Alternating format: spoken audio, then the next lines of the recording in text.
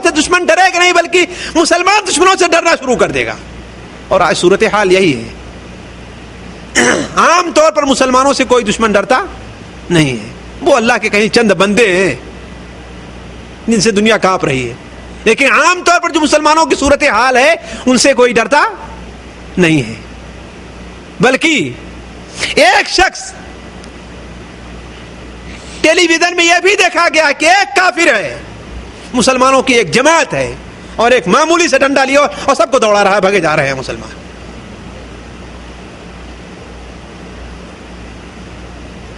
آپ صلی اللہ علیہ وسلم نے ارشاد فرمایا کہ اللہ تبارک و تعالی تمہارا خوف دشمنوں کے دلوں سے نکال دے گا, اور اللہ تعالیٰ تمہارے دلوں کے اندر کمزوری پیدا کر دے گا, وہن آ جائے گا.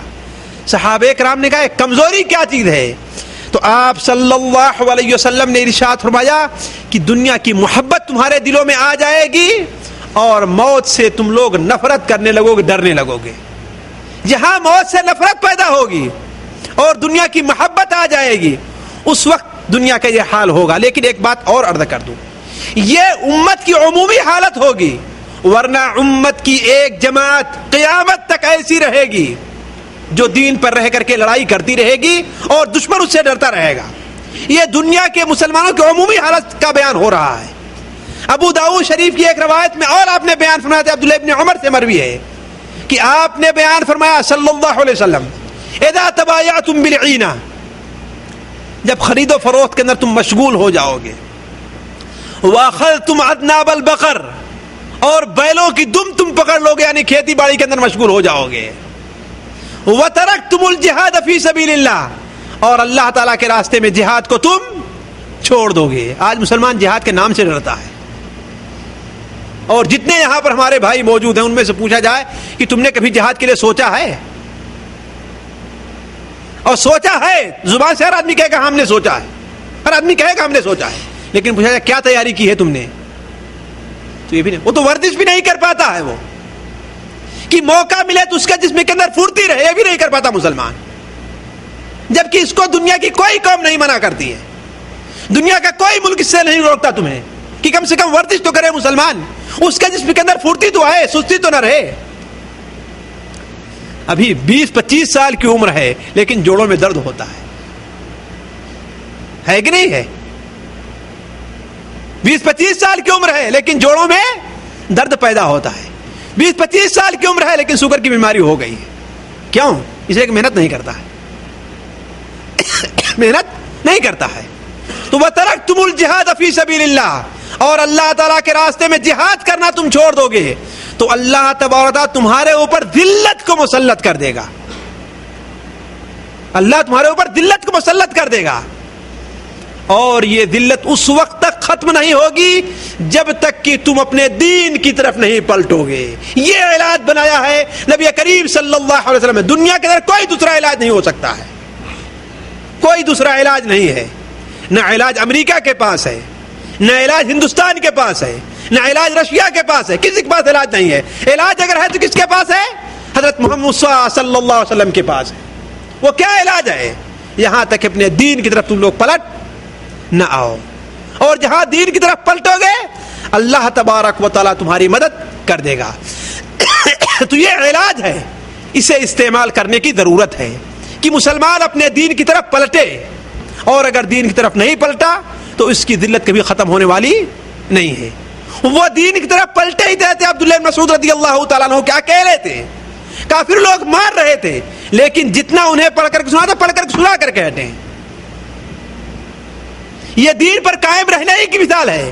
کہتے حضرت عمر فاروق اکیلے تھے اور ساری قوم کے لوگ مار رہے ہیں.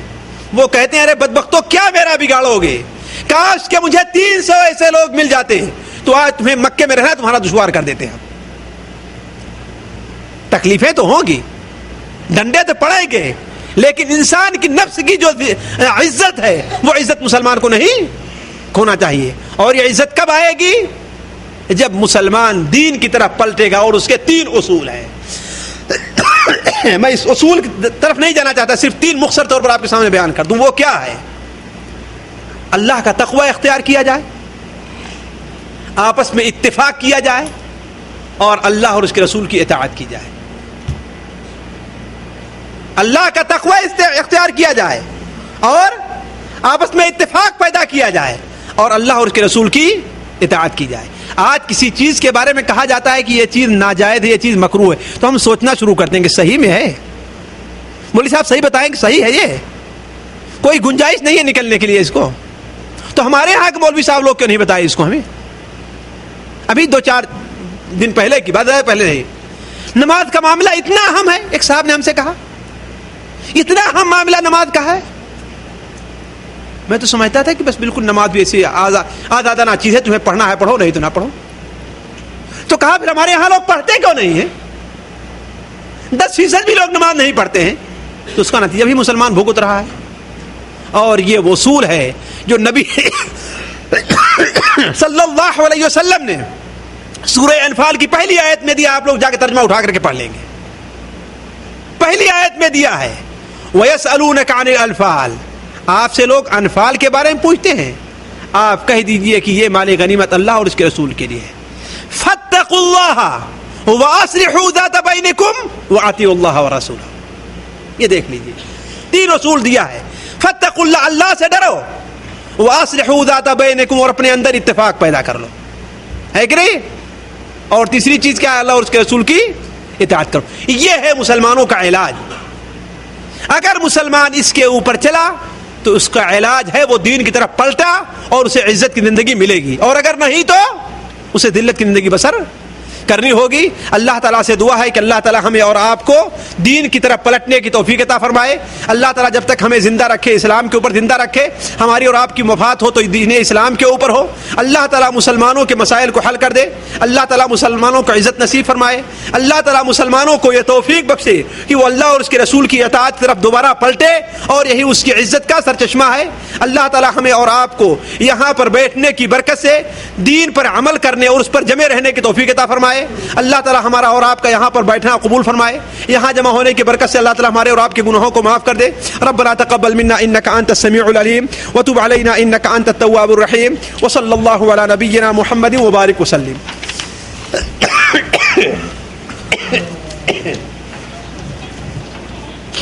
رکھ دو اس میں, چلو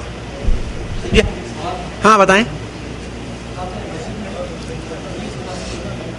جی.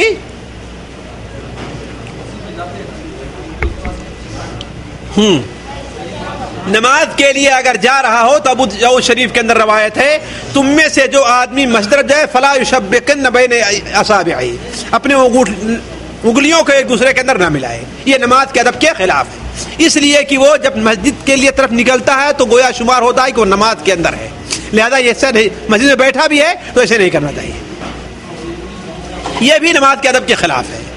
اس کی ساتھ ممانعت نہیں آئی ہے, البتہ اس کے خلاف اسے پرہیز کرنا چاہیے. البتہ اس کی ساتھ ممانعت آئی ہے حدیث شریف.